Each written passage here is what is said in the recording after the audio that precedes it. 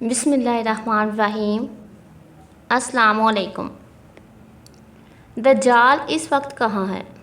حضرت فاطمہ بنت قیس رضی اللہ تعالیٰ عنہ روایت کرتی ہیں کہ ایک منادی سب کو نماز کے لیے مسجد میں جمع ہونے کا اعلان کر رہا تھا۔ میں بھی مسجد چلے گئی اور حضرت محمد صلی اللہ علیہ وآلہ وسلم کے ساتھ نماز ادا کی۔ میں مردوں کے پیچھے عورتوں کی صف میں تھی۔ جب حضور اکرم صلی اللہ علیہ وآلہ وسلم نے نماز ادا فرما لی تو آپ صلی اللہ علیہ وآلہ وسلم ممبر پر تشریف لے گئے۔ اس وقت آپ صلی اللہ علیہ وآلہ وسلم کا رخ انور متسم تھا۔ آپ صلی اللہ علیہ وآلہ وسلم نے فرمایا کہ ہر آدمی اپنی نماز کی جگہ پر موجود رہے۔ پھر آپ صلی اللہ علیہ وآلہ وسلم نے مجمع سے سوال کیا، کیا تم جانتے ہو میں نے تم لوگوں کو کس لیے جمع کیا ہے؟ صحابہ کرام رضوان اللہ علیہم نے عرض کیا، اللہ اور اس کے رسول صلی اللہ علیہ وآلہ وسلم بہتر جانتے ہیں۔ آپ صلی اللہ علیہ وآلہ وسلم نے فرمایا، میں نے تم لوگوں کو اس لیے اکٹھا کیا ہے کہ نصرانی تمیم داری میرے پاس آئے تھے۔ انہوں نے بیعت کی اور مسلمان ہو گئے۔ انہوں نے مجھے ایک بات بتائی جو مسیح دجال کے بارے میں ہے، جس کا ذکر میں تم سے کرتا رہا ہوں۔ انہوں نے بتایا کہ میں 30 مزید لوگوں کے ساتھ ایک بحری بیڑے میں سوار ہوا، لیکن سمندری طوفان کی وجہ سے ہم مہینے بھر سمندر میں بھٹکتے رہے۔ پھر ایک دن ہمارا بحری بیڑا غروب آفتاب کے وقت سمندر میں ایک جزیرے کے کنارے جا لگا۔ ہم بیڑے کی چھوٹی کشتیوں میں بیٹھ کر جزیرے میں داخل ہو گئے، جہاں ہمیں موٹے اور گھنے بالوں کے اندر چھپا ایک جاندار ملا۔ ہم نے اس سے کہا کہ تو کون ہے اور کیا چیز ہے؟ اس نے کہا، میں جساسہ ہوں۔ ہم نے کہا کہ جساسہ کیا ہے؟ جساسہ معنی بہت زیادہ جاسوسی کرنے والا۔ اس نے کہا، تم لوگ دیر راہبوں کی عمارت میں موجود اس شخص کی طرف چلو جو تمہاری خبروں کا سخت مشتاق ہے۔ جب اس نے ایک شخص کا نام لیا تو ہمیں خوف محسوس ہوا کہ یہ جساسہ کہیں کوئی شیطان تو نہیں۔ ہم تیزی سے چلتے ہوئے اس دیر میں داخل ہوئے تو وہاں ہم نے بہت زیادہ عجیب الخلقت انسان دیکھا۔ اس کے دونوں ہاتھ گردن کے ساتھ بندھے ہوئے تھے اور گھٹنوں سے لے کر ٹخنوں تک کا حصہ لوہے کی زنجیروں کے ساتھ جکڑا ہوا تھا۔ ہم نے کہا، تیرا برا ہوا، تو کون ہے؟ اس نے کہا، پہلے تم بتاؤ کہ تم لوگ کون ہو اور یہاں کیسے آئے ہو؟ جواب دیا کہ ہم عرب لوگ ہیں، ہمارا بحری بیڑا سمندر کے طوفان کی زد میں آ گیا۔ ہم 1 مہینے تک بھٹکتے رہے، پھر ہم تمہارے جزیرے کے کنارے جا لگے۔ جزیرے کے اندر ہمیں موٹے اور گھنے بے تحاشا بالوں والا جاندار جساسہ ملا اور وہ ہمیں تمہارے پاس لے آیا، حالانکہ ہمیں اس سے سخت ڈر محسوس ہو رہا تھا کہ کہیں وہ شیطان ہی نہ ہو۔ اس قیدی شخص نے ہم سے سوال کیا، کیا علاقہ بیسان کی کھجوروں کے درخت پھل دیتے ہیں؟ ہم نے کہا کہ ہاں دیتے ہیں۔ اس نے کہا کہ وہ وقت قریب ہے جب وہ پھل نہیں دیں گے۔ اس نے کہا کہ مجھے بحیرہ طبریہ کے بارے میں بتاؤ، کیا اس میں پانی ہے؟ جواب دیا گیا کہ اس میں تو بہت پانی ہے۔ اس نے کہا کہ قریب ہے کہ اس کا پانی غائب ہو جائے گا۔ پھر اس نے کہا، مجھے شام کے علاقے زقزر کی چشمے کے بارے میں بتاؤ، کیا چشمے پر پانی ہے اور کیا وہاں کے باشندے اس کے پانی سے کھیتی باڑی کرتے ہیں؟ ہم نے کہا کہ ہاں، اس میں بہت پانی ہے اور وہاں کے باشندے اس کے پانی سے کھیتی باڑی کرتے ہیں۔ اس نے کہا کہ مجھے امیوں اہل عرب کے نبی حضرت محمد صلی اللہ علیہ وآلہ وسلم کے بارے میں بتاؤ۔ ہم نے کہا کہ وہ مکہ سے ہجرت کر کے مدینے میں سکونت پذیر ہو گئے ہیں۔ اس نے کہا، کیا اہل عرب نے ان کے ساتھ جنگیں لڑیں؟ ہم نے کہا کہ ہاں۔ اس نے کہا، تو اس نبی حضرت محمد صلی اللہ علیہ وآلہ وسلم نے ان کے ساتھ کیا کیا؟ ہم نے اسے بتایا کہ وہ اپنے ارد گرد کی عربوں پر غالب آ گئے ہیں اور انہوں نے آپ صلی اللہ علیہ وآلہ وسلم کی اطاعت اختیار کر لی ہے۔ دجال 40 راتوں میں پوری دنیا گھومے گا سوائے مکہ اور مدینہ کے۔ اس نے کہا کہ یہ بات ان کے لیے بہتر ہے کہ وہ حضرت محمد صلی اللہ علیہ وآلہ وسلم کی اطاعت کریں اور اب میں تمہیں اپنے بارے میں بتاتا ہوں، میں ہی مسیح دجال ہوں۔ وہ زمانہ قریب ہے جب مجھے نکلنے کی اجازت مل جائے گی۔ میں نکل کر زمین میں ہر جگہ جاؤں گا اور 40 راتوں کے اندر پوری دنیا گھوموں گا۔ کسی جگہ کو نہیں چھوڑوں گا سوائے مکہ اور مدینہ کے۔ وہاں جانا میرے لیے حرام ہے۔ میں جب بھی ان بستیوں میں جانے کی کوشش کروں گا تو ایک فرشتہ اپنے ہاتھ میں سونتی ہوئی تلوار لیے میرے سامنے آ جائے گا۔ وہ مجھے اس میں جانے سے روک دے گا۔ ان دونوں شہروں کے تمام راستوں پر فرشتے پہرا دے رہے ہیں۔ فاطمہ بنت قیس رضی اللہ تعالی عنہا کہتی ہیں کہ پھر حضرت محمد صلی اللہ علیہ وآلہ وسلم نے اپنے عصائے مبارک کو منبر پر مارا اور فرمایا، یہ طیبہ ہے، یہ طیبہ ہے، یہ طیبہ ہے۔ آپ کی مراد مدینہ منورہ سے تھی۔ پھر فرمایا، خبردار رہو، کیا میں تمہیں اس کی خبر پہلے نہیں دے چکا؟ لوگوں نے کہا جی ہاں۔ تو آپ صلی اللہ علیہ وآلہ وسلم نے فرمایا، مجھے تمیم کی بات اچھی لگی، وہ اسی کے مطابق ہے جس کے بارے میں تم سب کو آگاہ کر چکا ہوں، اور جو کچھ میں نے تمہیں مکہ اور مدینہ کے بارے میں بتایا تھا یاد رکھو، وہ شام کے سمندر میں ہو سکتا ہے یا پھر یمن کے سمندر میں۔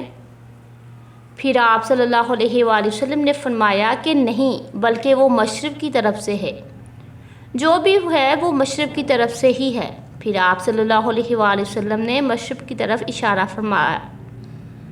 سیدہ فاطمہ بنت قیس رضی اللہ تعالیٰ عنہا فرماتی ہیں کہ میں نے یہ حدیث حضرت محمد صلی اللہ علیہ وآلہ وسلم سے سن کر حفظ کر لی تھی۔ قصہ دجال حدیث مبارکہ رضی اللہ تعالیٰ عنہ کی روشنی میں حضرت نواس بن سمان رضی اللہ تعالیٰ عنہ سے روایت ہے کہ حضرت محمد صلی اللہ علیہ وآلہ وسلم نے ایک صبح دجال کا ذکر فرمایا۔ آپ صلی اللہ علیہ وآلہ وسلم نے ذکر کے دوران کبھی آواز اونچی اور کبھی نیچی کی، یہاں تک کہ ہمیں ایسا لگا کہ جیسے وہ کھجوروں کے جھنڈ میں موجود ہیں۔ جب شام کو ہم آپ صلی اللہ علیہ وآلہ وسلم کے پاس دوبارہ آئے تو آپ صلی اللہ علیہ وآلہ وسلم نے ہم سب میں خوف کی شدید تاثر کو بھانپ لیا۔ آپ صلی اللہ علیہ وآلہ وسلم نے ہم سے فرمایا کہ تم لوگوں کو کیا ہوا ہے؟ ہم نے عرض کیا، اے اللہ کے رسول حضرت محمد صلی اللہ علیہ وآلہ وسلم، صبح کے وقت آپ صلی اللہ علیہ وآلہ وسلم نے دجال کا ذکر فرمایا تو آپ صلی اللہ علیہ وآلہ وسلم کی آواز میں ایسا اتار چڑھاؤ تھا کہ ہم سمجھے کہ وہ کھجوروں کی جھنڈ میں موجود ہے۔ اس پر آپ صلی اللہ علیہ وآلہ وسلم نے ارشاد فرمایا، مجھے تم لوگوں پر دجال کے علاوہ دیگر جہنم کی طرف بلانے والوں کا زیادہ خوف ہے۔ اگر وہ نکلتا ہے اور میں تمہارے درمیان موجود ہوں تو تمہاری طرف سے اس کے خلاف اس کی تکذیب کے لیے دلائل دینے والا میں ہوں گا، اور اگر میں نہ ہوا تو ہر شخص اپنی طرف سے حجت قائم کرنے والا خود ہوگا، اور اللہ تعالیٰ میری غیر موجودگی میں ہر مسلمان کا ناصر اور مددگار ہے۔ وہ گچھے دار بالوں والا ایک جوان شخص ہے، اس کی ایک آنکھ بے نور ہے۔ میں ایک طرف سے اسے عبدالعزیز بن قطن سے تشبیہ دیتا ہوں۔ یہ زمانہ جاہلیت میں بنو خزاعہ قبیلے کا ایک بدشکل شخص تھا۔ تم میں سے جو اسے پائے اس کے سامنے سورۃ کہف کی ابتدائی آیات پڑھے۔ وہ عراق اور شام کے درمیان ایک رستے سے نکل کر آئے گا۔ وہ دائیں طرف بھی تباہی مچانے والا ہوگا اور بائیں طرف بھی تباہی مچانے والا ہوگا۔ اے اللہ کے بندو، تم ثابت قدم رہنا۔ ہم نے عرض کی، اللہ کے رسول صلی اللہ علیہ وآلہ وسلم، زمین میں اس کے رہنے کی مدت کیا ہوگی؟ تو آپ صلی اللہ علیہ وآلہ وسلم نے فرمایا، 40 دن، ان میں سے ایک دن ایک سال کی طرح ہوگا، ایک دن ایک مہینے کی طرح ہوگا، اور ایک دن ایک ہفتے کی طرح۔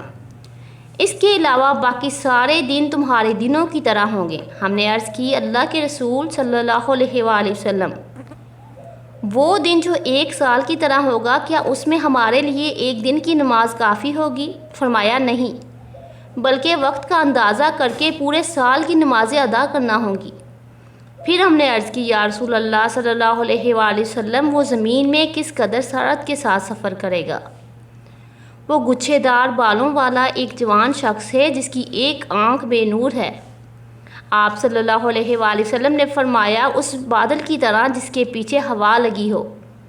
وہ ایک قوم کے پاس جائے گا، انہیں دعوت دے گا، وہ اس پر ایمان لائیں گے اور اس کی باتیں مانیں گے، تو وہ آسمان کے بادل کو حکم دے گا، تو وہ پانی برسانے لگے گا، پھر وہ زمین کے حکم دے گا تو وہ فصلیں اگائے گا۔ شام کے اوقات میں ان کے جانور چراہ گاہوں سے واپس آئیں گے تو ان کو کہان سب سے زیادہ اونچی اور تھن دودھ سے بہت بھرے ہوئے اور ان کی کوکھیں پھیلی ہوئی لگیں گی۔ پھر دجال ایک قوم کے پاس جائے گا اور انہیں پھر دعوت دے گا، لیکن وہ اس کی بات کو ٹھکرا دیں گے۔ وہ انہیں چھوڑ کر چلا جائے گا تو وہ قحط کا شکار ہو جائیں گے۔ ان کے مال مویشی میں سے کوئی چیز ان کے ہاتھ میں نہیں ہوگی۔ وہ ویران زمین کے پاس سے گزرے گا تو اس سے کہے گا کہ اپنے خزانے باہر نکال دے۔ چنانچہ ویران زمین سے وہ خزانے نکل کر اس کے پیچھے اس طرح لگ جائیں گے جس طرح شہد کی مکھیاں اپنے سرداروں کے پیچھے ہو لیتی ہیں۔ پھر وہ ایک بھرپور جوان کو بلائے گا اور تلوار کی وار سے اس کے 2 ٹکڑے کر دے گا، اور دونوں ٹکڑے اس قدر فاصلے پر کر دیے جائیں گے جس قدر تیر مارنے والے اور نشانے کے درمیان فاصلہ ہوتا ہے۔ پھر وہ اسے بلائے گا تو وہ زندہ ہو کر دھمکتے ہوئے چہرے کے ساتھ ہنستا ہوا آئے گا۔ وہ دجال اسی عالم میں ہوگا جب اللہ تعالیٰ مسیح ابن مریم علیہ السلام کو محبوس فرما دے گا۔ وہ دمشق کے مشرق حصے میں ایک سفید مینار کے قریب 2 کیسری کپڑوں میں 2 فرشتوں کے کندھوں پر ہاتھ رکھے ہوئے اتریں گے۔ جب وہ اپنا سر جھکائیں گے تو قطرے گریں گے اور سر اٹھائیں گے تو اس سے چمکتے موتیوں کی طرح پانی کی بوندیں گریں گی۔ کسی کافر کے لیے جو آپ کی سانس کی خوشبو پائے گا اس کے پاس مرنے کے سوا کوئی چارہ نہیں ہوگا۔ ان کی سانس کی خوشبو وہاں تک پہنچے گی جہاں تک ان کی نظر جائے گی۔ حضرت عیسیٰ علیہ السلام اسے تلاش کریں گے اور بابل پر اسے پکڑ کر قتل کر دیں گے۔ پھر آپ لوگوں کے پاس تشریف لائیں گے اور بطور شفقت ان کے چہروں پر ہاتھ پھیریں گے اور انہیں جنت میں اعلیٰ درجات کی خوشخبری سنائیں گے۔ شہر موجودہ دورہ میں اسرائیل کے دارالحکومت تل ایویو سے 15 کلومیٹر کے فاصلے پر واقع ہے۔ 1400 سال قبل جب حضرت صلی اللہ علیہ وآلہ وسلم نے یہ حدیث بیان فرمائی تھی، اس وقت لد ایک چھوٹا سا غیر اہم گاؤں تھا۔ اس وقت کسی کے وہم و گمان میں بھی یہ بات نہ تھی کہ یہ شہر بین الاقوامی شہرت اختیار کرے گا۔ اسرائیلی حکومت اس شہر پر خصوصی توجہ دیتی ہے۔ یہاں ایک بین الاقوامی جدید ہوائی اڈہ بھی ہے جس کا ایک ٹرمینل جدید ترین سہولتوں سے آراستہ کیا گیا ہے، اور 1999 میں یہ قائم ہونے والا اس ٹرمینل کو ابھی تک نہیں کھولا گیا۔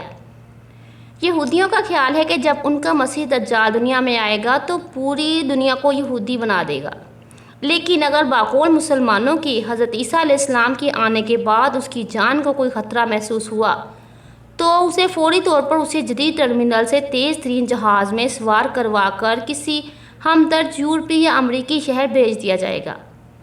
انشاءاللہ اللہ تعالیٰ آنے والا وقت ثابت کر دے گا کہ یہودیوں کا یہ مقدس مسیح کس طرح حضرت عیسیٰ علیہ السلام کے ہاتھوں اپنے برترین انجام سے دوچار ہوگا اور اس کی مددگار شیطانی قوتیں ناکام و نامراد ہوں گی۔ اللہ تعالیٰ ہم سب کی دجال کے فتنے سے حفاظت فرمائے، آمین۔